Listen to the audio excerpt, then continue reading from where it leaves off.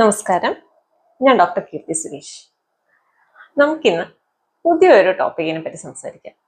അതായത് നമ്മുടെ പ്രഗ്നൻസി കാലഘട്ടം എന്ന് പറയുന്നതിനെ 3 ട്രൈമസ്റ്റേഴ്സ് ആയിട്ടാണ് നമ്മൾ തിരിച്ചിരിക്കുന്നത്. ട്രൈമസ്റ്റർ എന്ന് പറഞ്ഞു കഴിഞ്ഞാൽ ഒരു 3 മാസം കൂടുന്ന ഒരു കാലാവധിയാണ് ട്രൈമസ്റ്റർ എന്ന് പറയുന്നത്. അപ്പൊ അതിൽ ഫസ്റ്റ് ട്രൈമസ്റ്റർ എന്ന് പറയുമ്പോൾ ആദ്യത്തെ 3 മാസം, സെക്കൻഡ് ട്രൈമസ്റ്റർ എന്ന് പറയുമ്പോൾ രണ്ടാമത്തെ 3 മാസം, പിന്നെ അവസാനത്തെ 3 മാസം, അതാണ് തേർഡ് ട്രൈമസ്റ്റർ. അതിൽ ഫസ്റ്റ് ട്രൈമസ്റ്റർ, അതായത് ആദ്യത്തെ 3 മാസത്തെ നമ്മൾ ശ്രദ്ധിക്കേണ്ട കാര്യങ്ങളെ പറ്റി നമ്മൾ ഓൾറെഡി ഒരു വീഡിയോ ചെയ്തിട്ടുണ്ട്. അപ്പൊ ഇന്ന് നമ്മൾ പറയാൻ പോകുന്നത് സെക്കൻഡ് ട്രൈമസ്റ്റർ അഥവാ രണ്ടാമത്തെ 3 മാസം ഗർഭകാലത്തിന്റെ കാര്യങ്ങൾ. നമ്മൾ എന്തൊക്കെ നമ്മൾ എക്സ്പെക്ട് ചെയ്യണം, എന്തൊക്കെ കാര്യങ്ങൾ നമ്മൾ ചെയ്യേണ്ടതിന്റെ ആവശ്യകതയുണ്ട്, എന്തൊക്കെ കാര്യങ്ങൾ ചെയ്യാൻ പാടില്ല. ഓക്കെ, അപ്പൊ സെക്കൻഡ് ട്രൈമസ്റ്റർ എന്ന് പറയുന്നത് ശരിക്കും ഒരു 14 ആഴ്ച മുതൽ ഒരു 27 ആഴ്ച വരെയുള്ള ഒരു കാലഘട്ടത്തിനാണ്. അതായത് 14 to 27 വീക്സ്. ഈ സമയത്ത് അമ്മയുടെ ശരീരത്തിലാണെങ്കിലും കുഞ്ഞിന്റെ ശരീരത്തിലാണെങ്കിലും ഒട്ടനവധി മാറ്റങ്ങൾ സംഭവിക്കുന്ന ഒരു കാലഘട്ടമാണ്. ഉദാഹരണത്തിന് അമ്മയുടെ കാര്യം എടുത്ത് നോക്കിക്കഴിഞ്ഞു കഴിഞ്ഞാൽ അമ്മയുടെ വെയിറ്റ് പതുക്കെ കൂടി തുടങ്ങും. കാരണം ആദ്യത്തെ ഒരു 3 മാസത്തിൽ കാര്യമായിട്ട് വെയിറ്റ് കൂടാതിരിക്കും. അതുപോലെ തന്നെ നമുക്ക് ഛർദി, ഓക്കാനം ഒക്കെ ഉള്ളത് കാരണം ഫുഡ് അത്രയൊന്നും കഴിക്കാൻ പറ്റില്ല. ചിലർക്ക് വെയിറ്റ് കുറയാനും മതി. പക്ഷെ അതൊക്കെ ഒന്ന് കുറഞ്ഞിട്ട് ആക്ച്വലി ഫുഡൊക്കെ കുറച്ച് കഴിക്കാൻ പറ്റുന്ന ഒരവസ്ഥയാണ് ഈ സെക്കൻഡ് ട്രൈമസ്റ്ററിലോട്ട് വന്നു കഴിയുമ്പോൾ. അതുകൊണ്ട് തന്നെ ശരീരഭാരമൊക്കെ കുറച്ചൊന്ന് കൂടി വരും. അതുകൊണ്ടാണ് നമ്മൾ പൊതുവെ സെക്കൻഡ് ട്രൈമസ്റ്ററിനെ ഹണിമൂൺ പീരീഡ് അഥവാ ഗോൾഡൻ പീരീഡ് എന്ന് പറയുന്നത്. ഒരു പ്രഗ്നൻസിയിലെ ഗോൾഡൻ പീരീഡ് ആണ് ഈ സെക്കൻഡ് ട്രൈമസ്റ്റർ. അതായത് നമുക്ക് ആദ്യത്തെ 3 മാസങ്ങളിൽ ഉണ്ടാകുന്ന ബുദ്ധിമുട്ടുകളൊക്കെ കുറച്ച് കുറഞ്ഞിരിക്കുന്ന ഒരു സമയമാണ് ഈ സെക്കൻഡ് ട്രൈമസ്റ്റർ. അപ്പോൾ അതിൻ്റെ കൂടെ അമ്മയുടെ ശരീരത്തിലും വേറെയും കുറച്ച് ചേഞ്ചസ് ഉണ്ടാവും. ഉദാഹരണത്തിന് ബ്രസ്റ്റിന്റെ ഡെവലപ്മെന്റ് കുറച്ചുകൂടി നടക്കും. കുഞ്ഞിന് മുലയൂട്ടാൻ വേണ്ടി റെഡി ആവുന്നുള്ള രീതിയിൽ ബ്രസ്റ്റിന്റെ കുറച്ചുകൂടെ ആയിട്ടുള്ള ഡെവലപ്മെന്റ് നടക്കുന്ന ഒരു സമയമാണ്. അതുപോലെ തന്നെ വയറൊക്കെ കുറച്ച് വെച്ച് തുടങ്ങുന്ന ഒരു സമയമാണ് ഈ സെക്കൻഡ് ട്രൈമസ്റ്റർ എന്ന് പറയുന്നത്. അതുപോലെ തന്നെ ചില ഹോർമോൺസ് കൂടുന്നതിന്റെ ഭാഗമായിട്ട് വരുന്ന ചെറിയ പിഗ്മെന്റേഷൻ പ്രശ്നങ്ങളൊക്കെ നമുക്ക് പ്രഗ്നൻസിയിൽ ഈ സമയത്താണ് പൊതുവെ വന്നു തുടങ്ങുന്നത്. അതുപോലെ തന്നെ BP-യിൽ ചെറിയ വ്യത്യാസങ്ങളും നമുക്ക് പ്രഗ്നൻസിയിൽ ഈ സമയത്ത് വരാം. മൊത്തത്തിൽ ബോഡി ഒരു പുതിയ അതിഥിയെ വരവേൽക്കാൻ വേണ്ടിയിട്ട് റെഡി ആവുന്ന ഒരു ടൈം എന്ന് വേണമെങ്കിൽ പറയാം.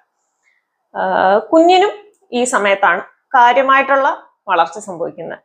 ഉദാഹരണത്തിന് കുഞ്ഞിന് കേൾവിശക്തിയൊക്കെ വരുന്നത്, ഇയേഴ്സ് ഒക്കെ പ്രോപ്പർലി ഫങ്ഷൻ ആവുന്നത് ഈ ഒരു ടൈമിലാണ്. ഒരു 18 മുതൽ ഒരു 24 ആഴ്ചയ്ക്കുള്ളിലായിരിക്കും നമ്മൾ പറയുന്ന കാര്യങ്ങളൊക്കെ കുഞ്ഞ് കേൾക്കാനും റെസ്പോണ്ട് ചെയ്യാനും ഒക്കെ തുടങ്ങുന്നത്. അതുകൊണ്ടാണ് അമ്മമാരെ കുഞ്ഞിനോട് സംസാരിക്കുമ്പോഴത്തേനും ഒരു പോസിറ്റീവ് റെസ്പോൺസ് ആയിട്ട് കിട്ടുന്നത്. അത് മേ ബി ഒരു കിക്കായിരിക്കാം, അല്ലെങ്കിൽ ഒരു മൂവ്മെന്റ് പോലെ ആയിരിക്കും കിട്ടുന്നത്. അപ്പം അതൊക്കെ തുടങ്ങുന്നത് ഈ സമയത്താണ്. അതുപോലെ തന്നെ കുഞ്ഞിന്റെ അനക്കവും അമ്മയും അറിഞ്ഞു തുടങ്ങുന്നത് ഈ സമയത്തായിരിക്കും. കാരണം കുഞ്ഞിന്റെ അവയവങ്ങളൊക്കെ ഏതാണ്ട് ഫോം ചെയ്ത് കഴിഞ്ഞ് കുഞ്ഞിന് ഇതുപോലെ തന്നെ കുറച്ച് വെയിറ്റ് വെക്കാൻ തുടങ്ങുന്ന സമയമാണ്. ഇപ്പൊ കേൾവിയുടെ കാര്യം പറഞ്ഞ പോലെ തന്നെ കാഴ്ചശക്തിയും കുഞ്ഞ് പുറത്തുള്ള കാര്യങ്ങൾ കാണാൻ തുടങ്ങുന്നതും ഈ സമയത്ത് തന്നെയാണ്. ഓക്കെ, പിന്നെ ഉള്ള ചേഞ്ചസ് എന്ന് പറഞ്ഞാൽ കുഞ്ഞ് യൂറിനൊക്കെ നോർമലി പാസ് ചെയ്യാൻ തുടങ്ങുന്നു. അത് കുഞ്ഞിന് ചുറ്റുമുള്ള വെള്ളമായിട്ട് രൂപപ്പെടുന്നു. അതെല്ലാം ഈ സെക്കൻഡ് ട്രൈമസ്റ്ററിൽ സംഭവിക്കുന്ന കാര്യങ്ങളാണ്.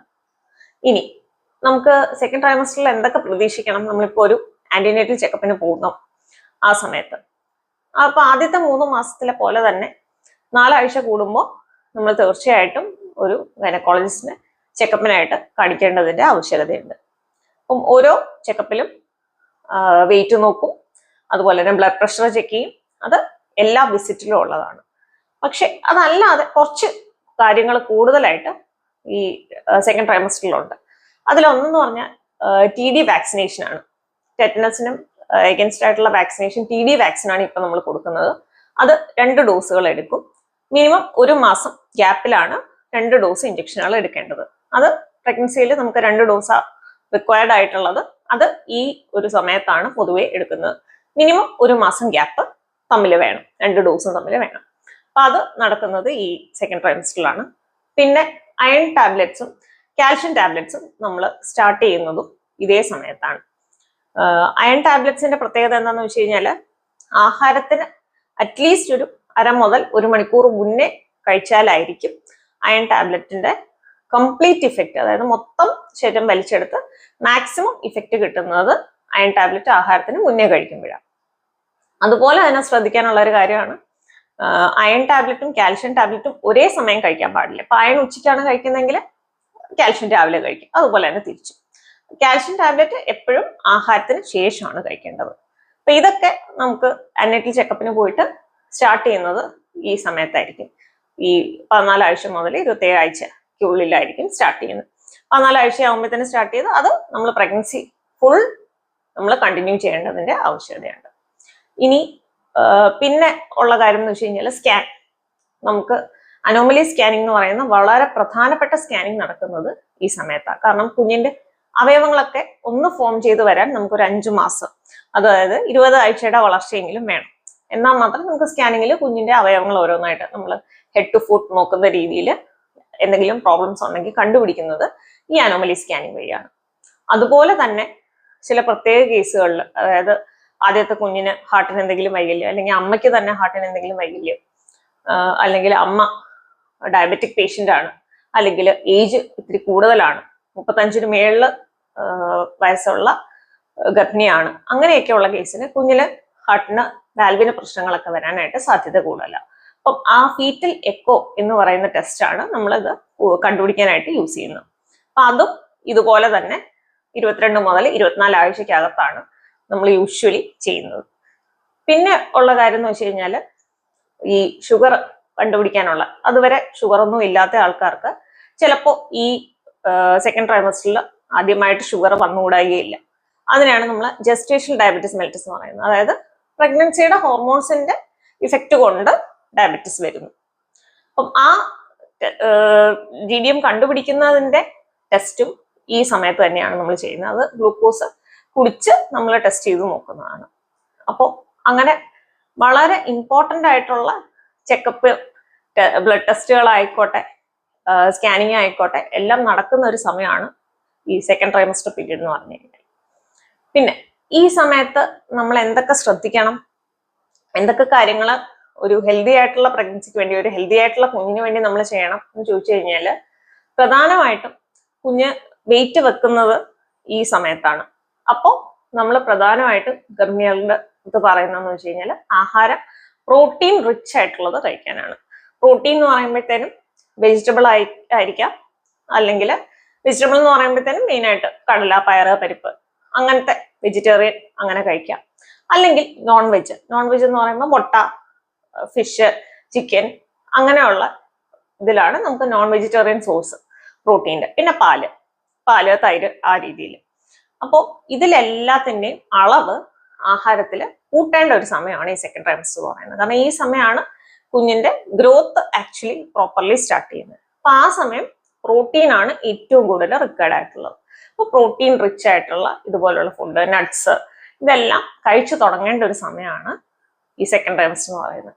അതുപോലെ തന്നെ നമ്മൾ ആദ്യത്തെ 3 മാസങ്ങളിൽ ശ്രദ്ധിക്കുന്ന പോലെ തന്നെ പച്ചക്കറികളും ഇലക്കറികളും പഴവർഗ്ഗങ്ങളും ഒക്കെ ധാരാളമായിട്ട് കഴിക്കണം. പിന്നെ ശ്രദ്ധിക്കാനുള്ളത് യൂറിൻ ഇൻഫെക്ഷൻസ് ഒക്കെ കോമൺലി കാണുന്ന ഒരു സമയം കൂടിയാണിത്.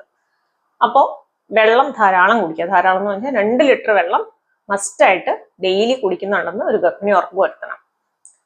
പിന്നെ ഉള്ള കാര്യം എന്ന് വെച്ച് കഴിഞ്ഞാൽ എന്തൊക്കെ കാര്യങ്ങൾ ചെയ്യാൻ പാടില്ല എന്ന് പറഞ്ഞാൽ, നമ്മൾ ആദ്യത്തെ 3 മാസങ്ങളിൽ പറയുന്ന പോലെ തന്നെ എന്തെങ്കിലും അസുഖം വന്നു കഴിഞ്ഞാൽ നേരിട്ട് പോയി മെഡിക്കൽ ഷോപ്പിൽ നിന്ന് മരുന്ന് മേടിച്ച് കഴിക്കാൻ പാടില്ല. ഒരു ഡോക്ടറിന്റെ സേവനം തേടിയിട്ട് വേണം നമ്മൾ തീർച്ചയായിട്ടും മെഡിസിൻ എടുക്കേണ്ടത്. കാരണം നമ്മൾ ഗർഭിണിയായിരിക്കുന്ന അവസ്ഥയിൽ ഒരു സ്ത്രീ എടുക്കുന്ന മെഡിസിൻ അവരുടെ കുഞ്ഞിനെയും കൂടെ ബാധിക്കാൻ സാധ്യതയുണ്ട്, പല മെഡിസിൻസ്. അപ്പോൾ അങ്ങനെയുള്ള കാര്യങ്ങൾ കംപ്ലീറ്റ് ആയിട്ട് ഒഴിവാക്കുക. അതുപോലെ തന്നെ പുറത്തുനിന്ന് മേടിക്കുന്ന ആഹാരങ്ങൾ ഒത്തിരി കഴിച്ചു കഴിഞ്ഞാൽ ഫുഡ് റിലേറ്റഡ് ആയിട്ടുള്ള അണുബാധകളും എല്ലാം പ്രഗ്നൻസിയിൽ വരാൻ ചാൻസ് കുറച്ച് കൂടുതലാണ്. അങ്ങനെയുള്ള ആഹാരങ്ങൾ കഴിയുന്നതും കുറച്ച് വീട്ടിൽ ഉണ്ടാക്കുന്ന ആഹാരങ്ങൾ തന്നെ, ഹൈജീനിക് ആയിട്ടായിരിക്കും വീട്ടിൽ ഉണ്ടാക്കുന്നത്. അപ്പം അങ്ങനെയുള്ള ആഹാരങ്ങൾ തന്നെ കഴിയുന്നതും കഴിക്കാനായിട്ട് ശ്രദ്ധിക്കുക. പിന്നെ ചെയ്യാനുള്ളതെന്ന് വെച്ച് കഴിഞ്ഞാൽ റെഗുലർ ആയിട്ട് നേരത്തെ പറഞ്ഞ പോലെ ചെക്കപ്പിന് പോകേണ്ടതിന്റെ ആവശ്യകതയുണ്ട്. അത് നോർമൽ ആയിട്ടുള്ള ഒരാൾക്കാണ് നമ്മൾ ഈ 4 ആഴ്ച കൂടുമ്പോൾ ചെക്കപ്പ് എന്ന് പറയുന്നത്. പക്ഷെ ഇപ്പൊ BP-യോ ഷുഗറോ എങ്ങാനും നമ്മൾ കണ്ടുപിടിച്ചു കഴിഞ്ഞ് കഴിഞ്ഞാൽ കുറച്ചുകൂടെ ഫ്രീക്വന്റ് ആയിട്ട് നമ്മൾ പോകേണ്ടി വരും ചെക്കപ്പിന്. ചിലപ്പോൾ 2 ആഴ്ച കൂടുമ്പോഴോ, ഷുഗർ ഒത്തിരി കൂടുതലാണെങ്കിൽ ആഴ്ചയ്ക്കാഴ്ച നോക്കുകയൊക്കെ വേണ്ടി വരും. അപ്പം അതിന്റെ കാര്യത്തിൽ നമ്മൾ പ്രത്യേകം ശ്രദ്ധിക്കേണ്ടതിന്റെ ആവശ്യകതയുണ്ട്. പിന്നെ മെഡിസിൻസ് നേരത്തെ പറഞ്ഞ പോലെ അയണും കാൽഷ്യവും കറക്റ്റ് ആയിട്ട് കഴിക്കാം.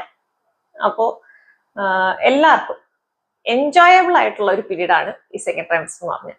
നമ്മൾ കുറച്ച് കാര്യങ്ങൾ ശ്രദ്ധിച്ചു കഴിഞ്ഞാൽ തന്നെ ഇത് നമുക്കൊരു ഹാപ്പി ആയിട്ട് കൊണ്ടുപോകാൻ പറ്റുന്ന ഒരു ടൈമാണ് ഈ സെക്കൻഡ് ട്രൈമസ്റ്റർ. എല്ലാവർക്കും അതിനെപ്പറ്റി സംശയമൊന്നും ഇല്ലാന്ന് വിചാരിക്കുന്നു.